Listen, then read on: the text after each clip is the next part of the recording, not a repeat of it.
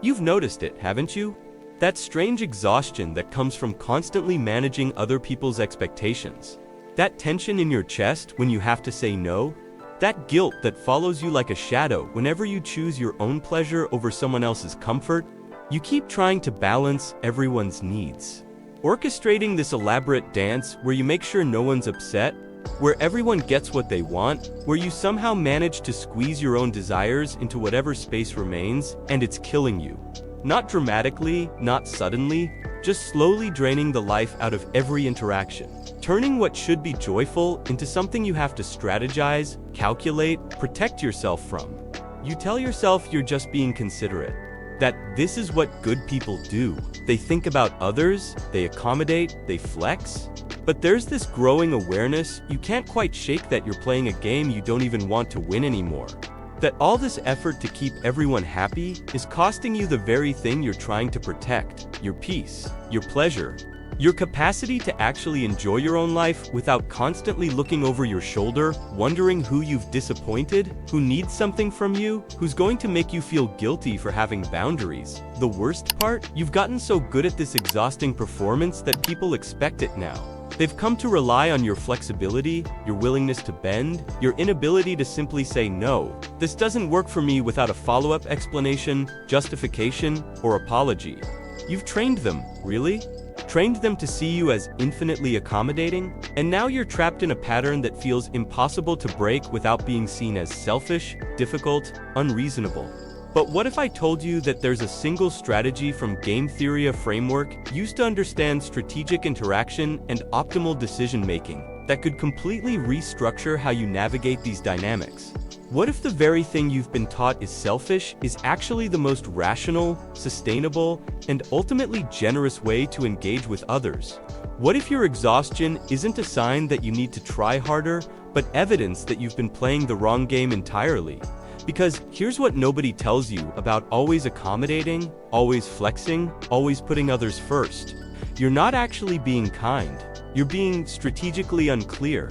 You're teaching people that your boundaries don't matter, that your preferences are negotiable, that your peace is less important than their comfort.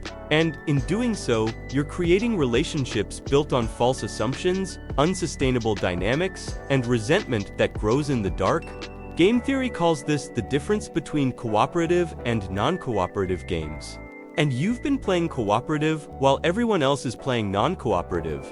You've been assuming that if you sacrifice enough, accommodate enough, give enough, everyone will eventually reciprocate. That your generosity will create a system where everyone considers everyone else. But that's not how it works. That's not how it's ever worked. Because the people who benefit from your flexibility have zero incentive to change the game. Why would they? They're winning. Here's what you need to understand about the architecture of strategic interaction. Every relationship, every social dynamic, every exchange between people operates according to certain rules, stated or unstated, conscious or unconscious. And the rule you've been following is what game theorists call unconditional cooperation. You cooperate regardless of what the other person does. You accommodate even when they don't accommodate. You consider their needs even when they ignore yours. You've made yourself the utility function that absorbs all the friction, all the inconvenience, all the cost of maintaining social harmony, and it's destroying you. The philosopher Martin Heidegger wrote extensively about thrownness, this idea that we're thrown into existence without choosing our circumstances, our conditioning, our initial frameworks for being. You were thrown into a world that taught you that your value depends on your usefulness to others, that love means sacrifice, that boundaries are selfish, that if you're not constantly available, flexible, accommodating, you're somehow failing at being human. But Heidegger also argued that authentic existence requires recognizing this thrownness and choosing differently, not rebelling for the sake of rebellion, but consciously deciding which framework you'll operate from. If this is landing for you, maybe it's time to join the space where we go deeper every week. You know where the button is?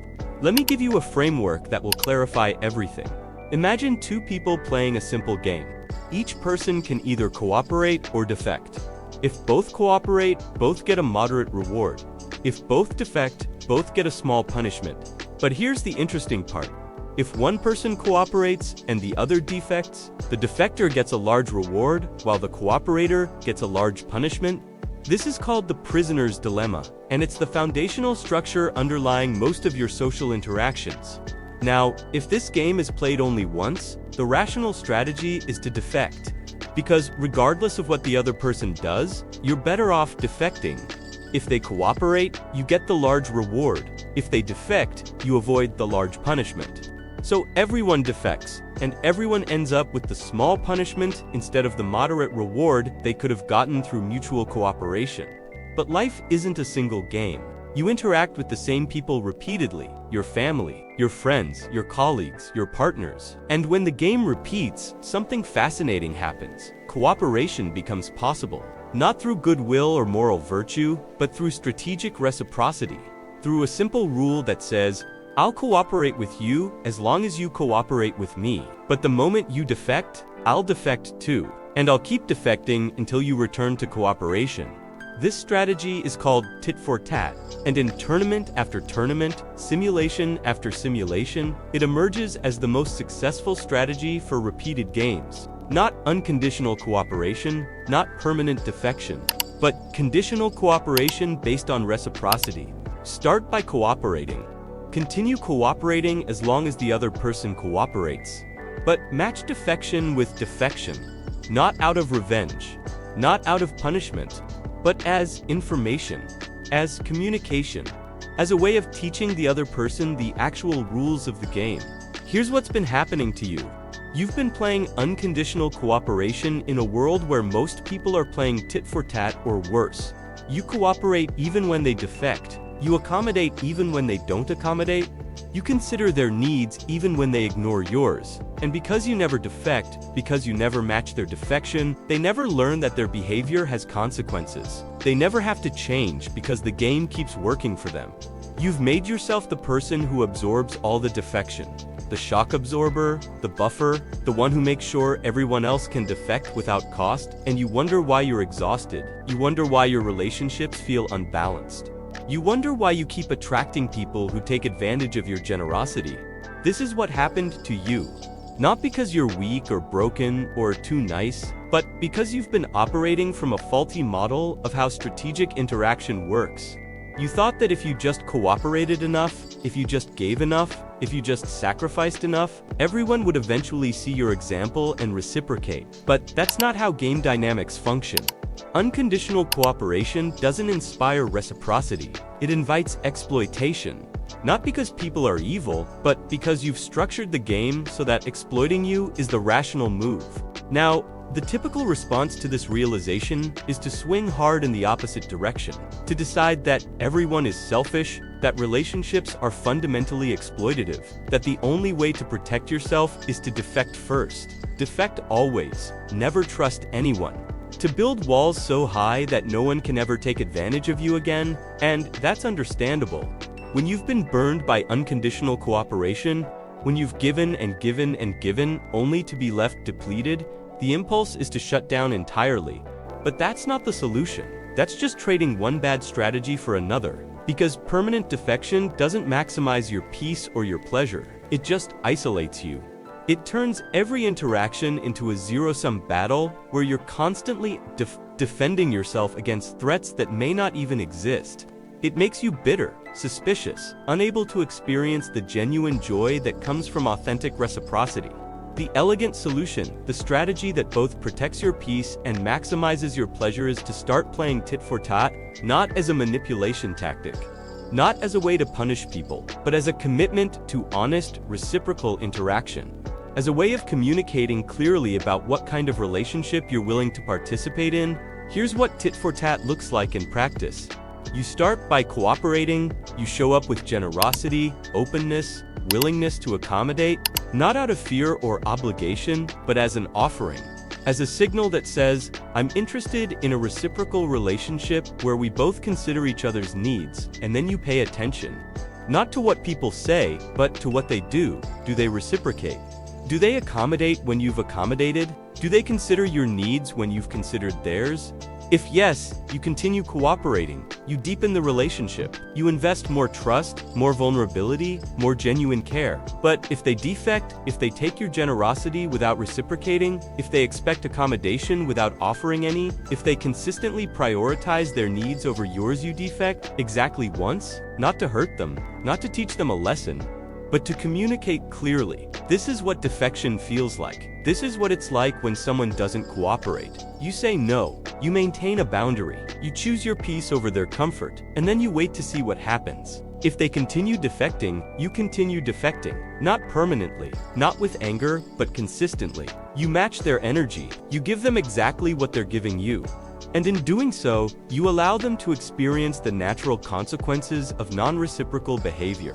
The relationship doesn't deepen, the trust doesn't grow. The dynamic stays surface level because that's all they're willing to invest in.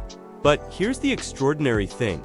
Many people will cooperate once they experience defection. Once they realize that you have boundaries, that your generosity isn't unconditional, that exploiting you has actual costs, they'll adjust. They'll start reciprocating. Not because you forced them to, but because the game structure changed, because you're no longer willing to absorb all the friction, all the cost, all the defection, and suddenly, a genuinely reciprocal relationship becomes possible. If you're still here, you already know this isn't surface-level content. Subscribe if you want to keep going deeper. Let me tell you about someone I know who embodied unconditional cooperation perfectly. She was the person everyone called when they needed something. A ride to the airport, someone to cover their shift, a shoulder to cry on at midnight. She prided herself on being reliable, available, infinitely flexible. She thought this made her a good person. She thought this was what love looked like. For years, this worked. People loved her. They praised her selflessness. They told her how lucky they were to have her in their lives. But slowly, something started shifting. She noticed that the calls only came when people needed something. That when she needed something, everyone was suddenly busy. That she had dozens of friends but felt completely alone. That all her generosity had created relationships where she was useful but not actually valued. The breaking point came when she got sick. Nothing dramatic, just a bad flu that left her bedridden for a week. She reached out to the people she'd helped countless times, expecting maybe a fraction of the support she'd always offered. But almost no one showed up. A few texts, some feel better soon messages, but no one brought soup. No one checked in with any real care. No one asked what she needed. And in that week of fever and exhaustion, she saw it clearly for the first time. She had trained people to take from her without giving back. She had structured every relationship around her willingness to cooperate unconditionally. And now, when she needed reciprocity, the structure collapsed. The shift didn't happen overnight. She didn't suddenly become cold or unavailable, but she started playing tit-for-tat. When people asked for favors, she'd pause and notice. Has this person ever helped me? Do they even know what's happening in my life? Have they shown any interest in reciprocating? If yes, she'd help gladly. If no, she'd say simply, I can't this time. No explanation, no justification, just a clear boundary. Some people got angry.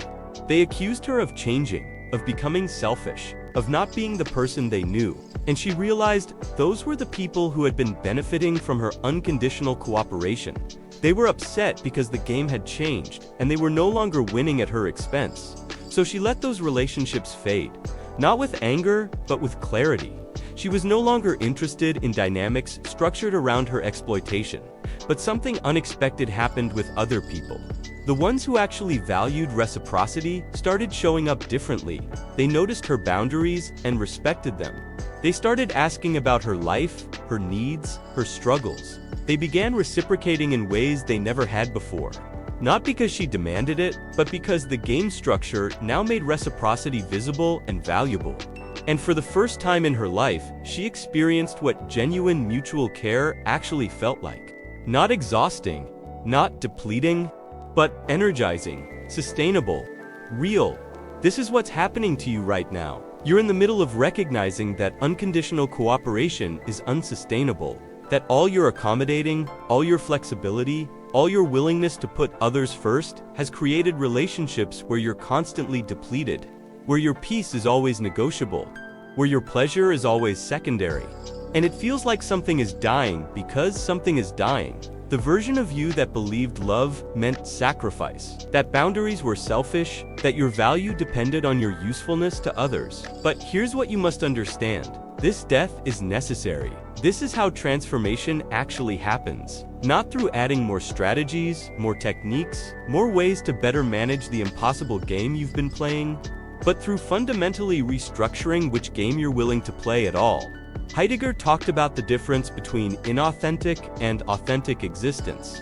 Inauthentic existence is when you're living according to the anonymous collective norms, expectations, and scripts that society hands you. You do what one does, you believe what one believes, you sacrifice because that's what good people do. But authentic existence requires what Heidegger called resoluteness, the courage to recognize your thrownness, to see the arbitrary nature of these inherited scripts, and to consciously choose how you'll be in the world. Playing tit-for-tat isn't about being calculating or transactional. It's about being authentic. It's about recognizing that you have limited time, limited energy, limited capacity for care, and that spending these resources on people who don't reciprocate isn't generosity, it's self-abandonment. It's a betrayal of your own finite existence in service of norms that don't serve you. Now, I must warn you about something.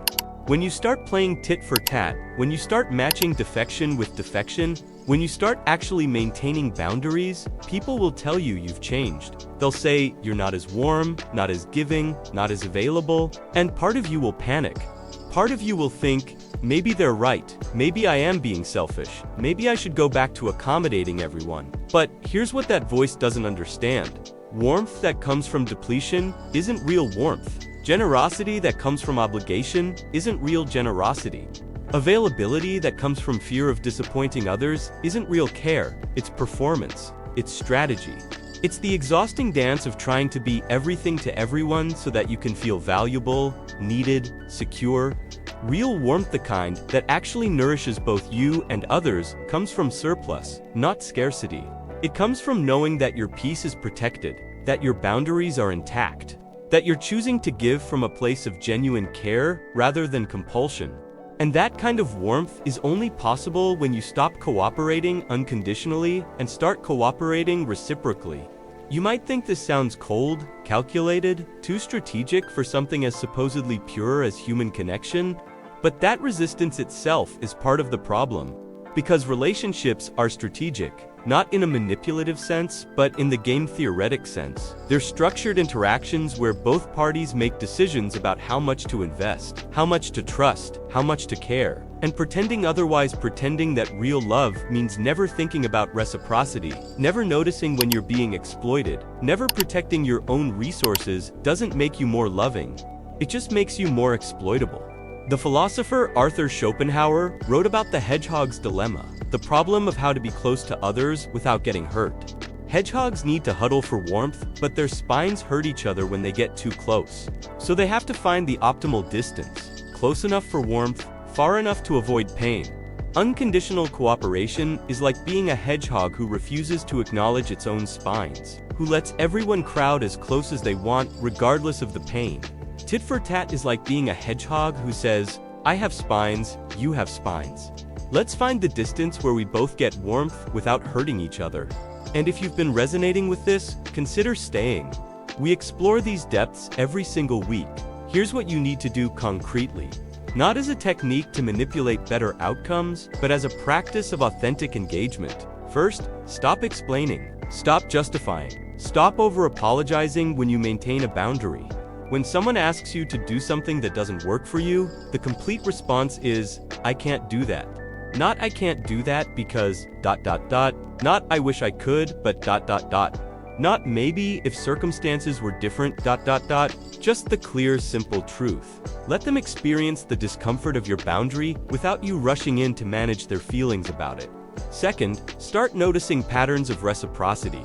Keep a mental notor, even a physical one, if that helps, of who shows up for you and who doesn't. Not to keep score in some petty way, but to have clarity about where real reciprocity exists and where it doesn't. Because you can't play tit-for-tat effectively if you're not paying attention to what the other person is actually doing. And you've been so focused on what you're giving that you've stopped noticing what you're receiving. Third, when someone defects when they take without giving, when they expect accommodation without reciprocating, when they violate a clear boundary defect exactly once, say no to the next request. Maintain the boundary again, don't escalate, but don't absorb it either. Match their energy, give them exactly what they're giving you, and then notice what happens. Do they get angry and escalate? That tells you something important about whether they're interested in reciprocity at all. Do they pause and adjust? That tells you something equally important about their capacity for genuine relationship. Fourth, practice cooperating with people who cooperate with you, not grudgingly, not with hidden resentment about all the times they didn't cooperate in the past, but genuinely, because the point of tit-for-tat isn't to withhold care or build walls.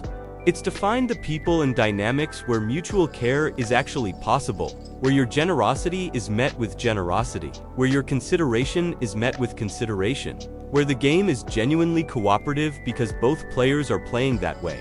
Fifth, be willing to walk away from persistently non-reciprocal relationships, not with drama, not with a declaration about how hurt you are, but with the simple recognition that some people aren't interested in or capable of the kind of reciprocity you need, and continuing to invest in those relationships isn't loyalty or love, it's just continued participation in your own depletion.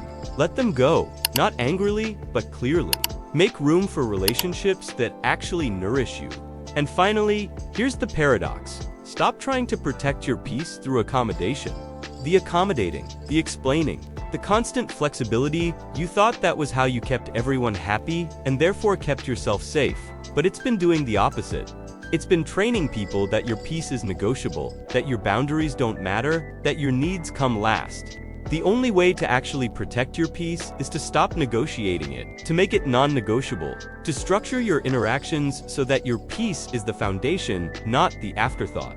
This is what tit-for-tat gives you. A clear, simple, sustainable strategy for navigating the inherent complexity of human interaction without depleting yourself in the process.